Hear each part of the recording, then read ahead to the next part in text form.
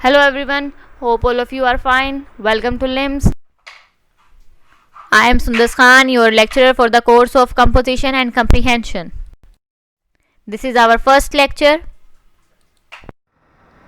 In this session we will discuss how to write a paragraph. हमने उसके types पढ़ ली हैं, क्वालिटीज़ ऑफ गुड पैराग्राफ पढ़ ली हैं, इफेक्टिव पैराग्राफ पढ़ लिया है. अब हम लोग पढ़ेंगे कि हम लोग एक पैराग्राफ को किस तरह से राइट कर सकते हैं, या राइटिंग प्रोसेस क्या होता है एक पैराग्राफ का, या राइटिंग प्रोसेस क्या क्या चीज़ें जो हैं वो इंक्लूड करता है एक पैराग्राफ के राइटिंग प्रोसेस में, कौन कौन सी चीज़ें शामिल होती हैं.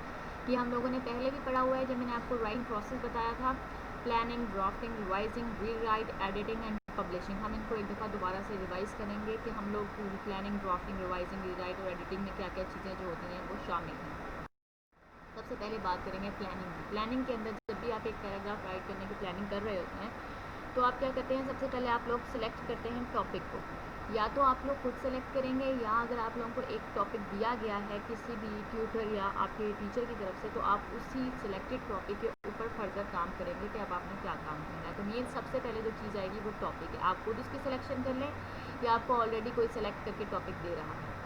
नंबर 2 है ब्रेनस्टॉर्मिंग आइडियाज़. ये हम बात कर चुके हैं कि जैसे ही आपको कोई टॉपिक आप खुद सेलेक्ट करते हो राइट करने के लिए, या आपको कोई टॉपिक दिया जाता है, तो आपका माइंड खुद ब खुद जो है इस चीज़ के ऊपर काम करना स्टार्ट कर देता है कि आपने कौन सी डायरेक्शन में अपना पैराग्राफ, अपनी राइटिंग को लेके जाना है, आपने इसमें कौन कौन सी चीज़ें ऐड करनी है, कौन सी चीज़ें उसमें से ओमिट करनी है, आपने उसमें किस स्टाइल से लिखना है. तो जैसे ही आप लोग टॉपिक सेलेक्ट करेंगे आपकी ब्रेनस्टॉर्मिंग स्टार्ट हो जाएगी आइडियाज़ की. आपके माइंड में आइडियाज़ खुद ब खुद आना स्टार्ट हो जाएंगे कि आपने किस तरह से लिखना है, कितनी लेंथ रखनी है और कितनी आपने जो है उसकी डिटेल देनी है, किस किस्म का टॉपिक सेंटेंस रखना है. ये तमाम चीज़ें आपका जो माइंड में खुद ब खुद आने स्टार्ट हो जाती हैं. नेक्स्ट अगर हम बात करें तो डिटर्मिनिंग इंपॉर्टेंट आइडियाज़. बात वही है कि जैसे आपके माइंड में आइडियाज़ आने स्टार्ट हो गए, अब आपने इस चीज़ को माइंड में रखना है, डिटर्मिन करना है कि आपको इसमें से इंपॉर्टेंट आइडियाज़ कौन कौन से लग रहे हैं और आपने उसके अंदर कौन से आइडियाज़ को लाजमी जो है वो शामिल करना है, या कौन कौन से पॉइंट्स जो हैं वो आपको इंपॉर्टेंट लग रहे हैं. यानी कि अगर आप लोग एक ही पैराग्राफ लिख रहे हैं, जिस तरह कि हम लोग पैराग्राफ राइटिंग कर रहे हैं, तो उसके अंदर आपने एक आइडिया जो है वो शामिल करना है. अब आपने यहाँ पे डिटरमिन ये करना है कि जो इतने सारे आइडियाज़ आपके माइंड में ड्यू टू ब्रेनस्टॉर्मिंग आ रहे हैं, इसमें से कौन सा आइडिया है जो सबसे ज़्यादा इंपॉर्टेंट है और जिस पर आपने सबसे ज़्यादा फोकस करना है या कर सकते हैं, और फिर आप उसी आइडिया को फोकस में लेके आएंगे या चूज़ करेंगे. Next is organising ideas in order. फिर आप लोग वही बात है, आपने आइडियाज़ को ऑर्गेनाइज करके देखेंगे कि आपको सबसे ज़्यादा जो मटेरियल है वो कौन से आइडिया के ऊपर मिल सकता है, या आप किस आइडिया को कितना ज़्यादा फोकस में लाकर उसे लिख सकते हैं. उस पर चीज़ें जो है आपको डिटेल इन्फॉर्मेशन या सपोर्टिंग सेंटेंसेस किसके कितनी अच्छी सूरत में आपको मिलेंगे, तो आपको वो आइडिया चूज़ करना होगा.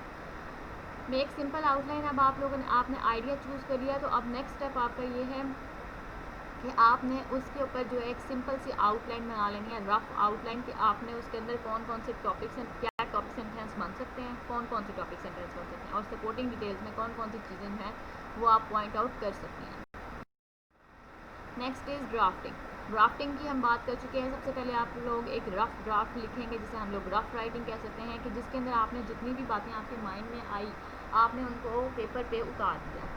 इसके अंदर भी आपने एक चीज़ को फोकस में रखना है कि आपने इसके भी एक बॉडी स्ट्रक्चर बनाना है, जो कि मतलब पैराग्राफ का बॉडी स्ट्रक्चर जो होता है आपने उसको ही फॉलो करना है रफ़ ड्राफ्ट में. पहले आपने इंट्रोडक्टरी या इंट्रोडक्शन देना है, मीन्स के मेन आइडिया बताना है जो आपको लग रहा है कि इंपॉर्टेंट है और आप चाह रहे हैं. देन आप उसकी बॉडी यानी कि सपोर्टिंग सेंटेंसेस, एंड लास्ट में कंक्लूजन और कंक्लूडिंग सेंटेंस जो है वो ऐड करेंगे. अपने रफ़ ड्राफ्ट के अंदर भी आपने अपना जो एक स्ट्रक्चर है पैराग्राफ का वो यही रखना है कि सबसे पहले इंट्रोडक्शन या main idea, topic sentence, then body या सपोर्टिंग सेंटेंसेस, और लास्ट में कंक्लूडिंग सेंटेंस या कंक्लूजन. और लास्ट मीन्स कि आपने ऑर्गेनाइजेशन रखनी है अपने पैराग्राफ में. आपने पैराग्राफ को इसी शेप में, ये जो 3 चीज़ें आपको बताई गई हैं इसी शेप में आपने अपने पैराग्राफ को ऑर्गेनाइज करना है. Okay, now we will discuss revising. Revising में क्या होता है कि जब आपने ड्राफ्ट तैयार कर लिया तो आप उसको रिवाइज करेंगे, मीन्स के रीड करेंगे कि आपने जो पॉइंट्स आपके माइंड में थे जब ब्रेनस्टॉर्मिंग हुई, तो जो आइडियाज़ आपके माइंड में थे, क्या आपने जो पॉइंट्स थे उन तमाम पॉइंट्स को नोट डाउन किया है.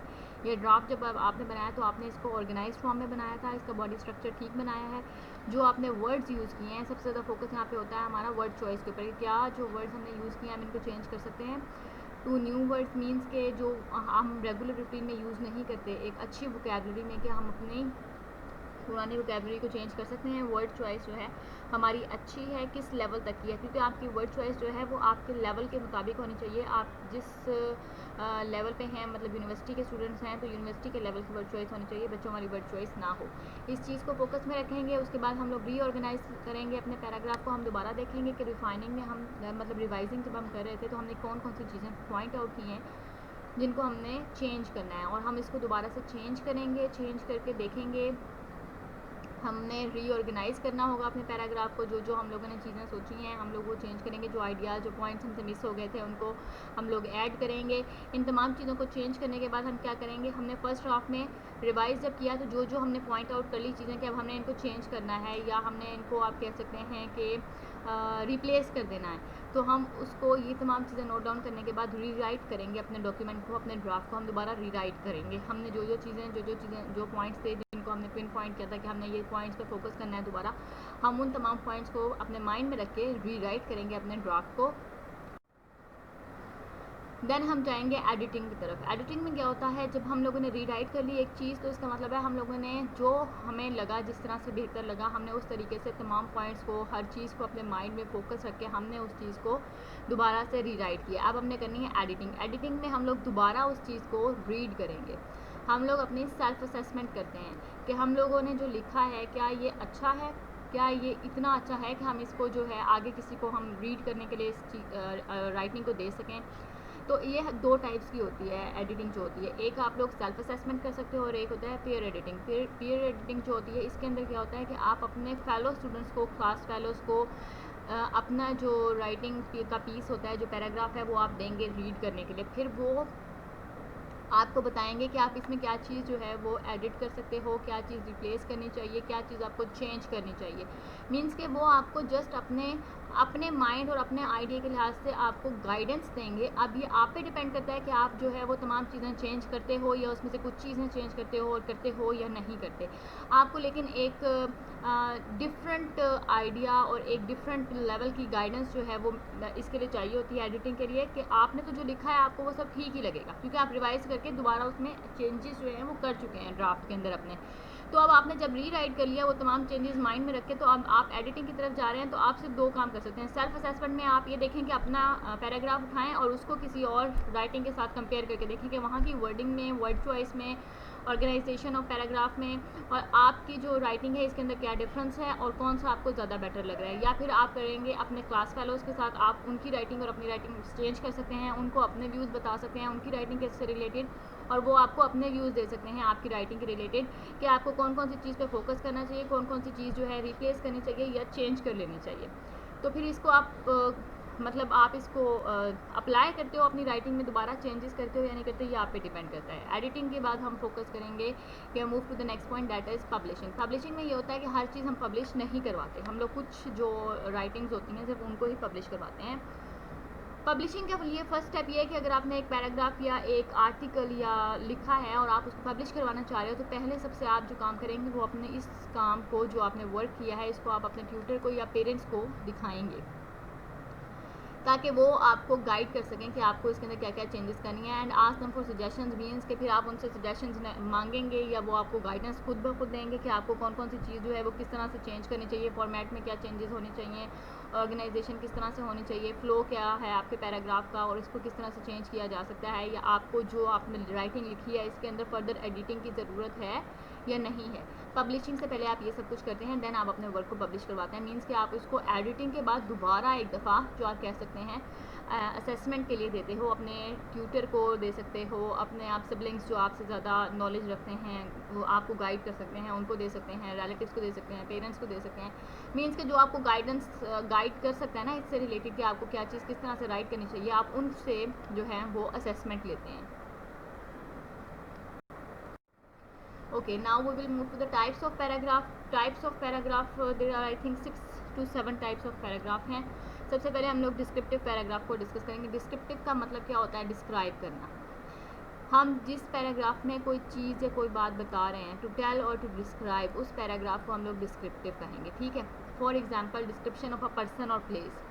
ठीक है। डिस्क्रिप्टिव की जो बेस्ट एग्जांपल आपको दी जा सकती है वो पर्सन और प्लेस है, कि आप किसी पर्सन को किस तरह से डिस्क्राइब कर रहे हो, या आप किसी प्लेस को किस तरह से जो है वो डिस्क्राइब कर रहे हैं अपनी वर्डिंग के अंदर। किसी बात के मुतालिक कोई कुछ आपसे पूछा जा रहा है, जिस तरह अक्सर क्वेश्चन में आपसे क्वेश्चन जब आते हैं आपके पेपर्स में तभी होता है डिस्क्राइब द फॉलोइंग, ठीक है। तो वो तब आपको तमाम के तमाम जो है उनकी डिस्क्रिप्शन बतानी पड़ती है। डिस्क्राइब के अंदर आप लोग डिटेल्स जो है डिटेल बताते हैं इस तरह से कि आप लोग उसकी डिस्क्रिप्शन दे रहे होते हैं, हर एक एक चीज़ बता रहे होते हैं। Next is narrative. नरेटिव को अगर हम देखें सिंपली इसका मतलब होता है नरेट करना, कोई चीज़ सुनाना। मतलब अक्सर जब हम लोग कोई इवेंट की स्टोरी सुना रहे होते हैं, या हम लोग कोई आप कह सकते हैं कोई हम वैसे ही कोई आपको नॉवल या शॉर्ट स्टोरी कोई हम बता रहे होते हैं, तो उसको हम लोग कहते हैं नरेट करना, वो नरेट करना होता है। तो नरेटिव पैराग्राफ के अंदर हम लोग एक्सप्रेस करते हैं अपने इमोशंस और फीलिंग्स कह सकते हैं।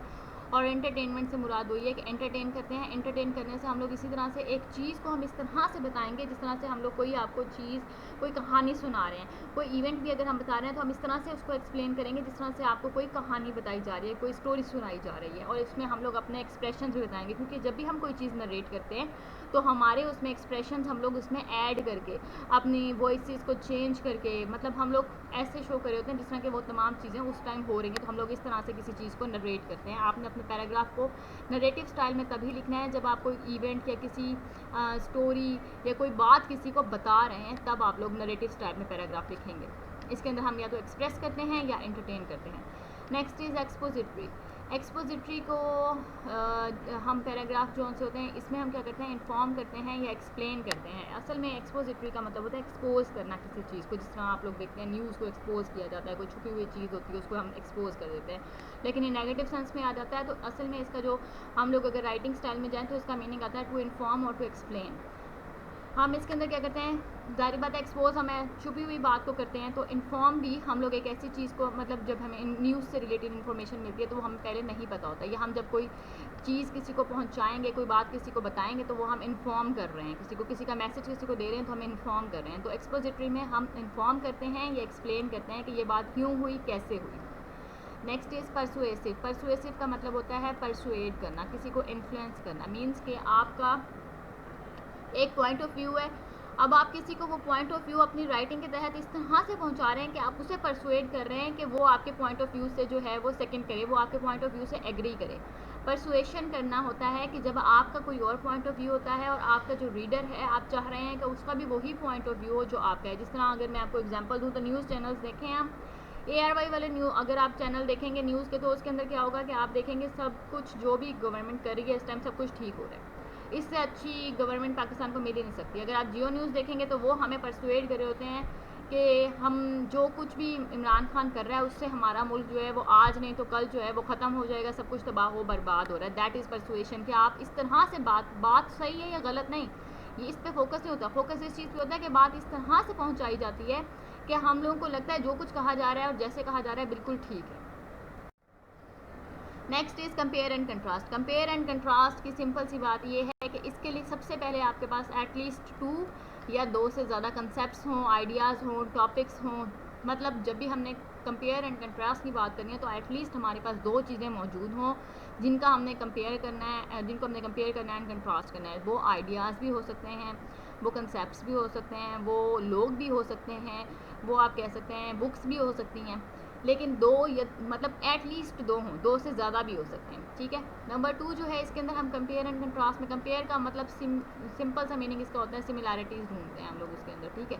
कंट्रास्ट में हम लोग ढूंढते हैं डिफरेंसेस। तो जिसमें राइटिंग में हमारे पास एटलीस्ट 2 आइडियाज़ हैं या 2 लोग हैं या 2 बुक्स हैं जिसको हम लोग जिसके अंदर हमने सिमिलैरिटीज़ देखनी कि कौन कौन सी इसके अंदर चीज़ें जो हैं वो सिमिलर हैं, और जिसके अंदर हम देख सकते हैं जिस तरह अगर आपको मैं एग्जांपल दूं कि अगर आप केमिस्ट्री और बायो उठाएं या बायो और आप जो है कंप्यूटर उठाएं और इनको कंपेयर एंड कंट्रास्ट करें तो आप देखेंगे कि कौन कौन सी चीज़ें सिमिलर हैं, कौन कौन सी चीज़ें डिफरेंट हैं। इस तरह से आप लोग कंपेयर एंड कंट्रास्ट करने के लिए एटलीस्ट आपके पास 2 चीज़ें होती हैं, 2 आइडियाज़ होते हैं, 2 से ज़्यादा भी हो सकते हैं। फिर आप इन आइडियाज़ को एनालाइज़ करते हैं, एवेलुएट करते हैं और उसके बाद अपनी जो कंक्लूजन है, क्योंकि हम पैराग्राफ लिखते हैं तो कंक्लूजन है, जो कंक्लूडिंग सेंटेंस है आप वो हमें पॉइंट आउट करोगे। Next is cause and effect. Cause and effect के अंदर क्या होता है, पहले एक काम हुआ होता है और इफेक्ट में उसका रिजल्ट आता है, ठीक है। मतलब एक काम हुआ यानी कि आप सिंपली कह सकते हैं बारिश नहीं हुई इसलिए गंदम की फसल जो है वो ख़राब हो गई। या बारिश बहुत ज़्यादा हुई तो उसका इफ़ेक्ट क्या हुआ कि गंदम की फसल जो है वो ख़राब हो गई। यानी कि पहले एक काम होगा, एक कॉज होगा और देन उसका इफ़ेक्ट आएगा। हम लोग ऐसी राइटिंग जिसके अंदर पहले हम लोग रीजंस दे रहे हैं और बाद में हम लोग रिजल्ट बता रहे हैं, तो उस राइटिंग को या उस पैराग्राफ के स्टाइल को हम लोग कॉज एंड इफेक्ट का नाम देते हैं। To explain why something happen, कि कुछ हुआ तो क्यों हुआ, और then the result of something, कि अगर सब ये हुआ है तो फिर इसका रिजल्ट ये है। यानी कि सिंपल एग्जाम्पल है, अगर आप पढ़ रहे हो तो उसका रिजल्ट होगा कि आप पास हो जाओगे, आप नहीं पढ़ रहे तो उसका रिजल्ट है, उसका इफेक्ट है कि आप लोग फेल हो जाएंगे। I hope each and everything is clear. If you have any questions, you can ask me. Thank you.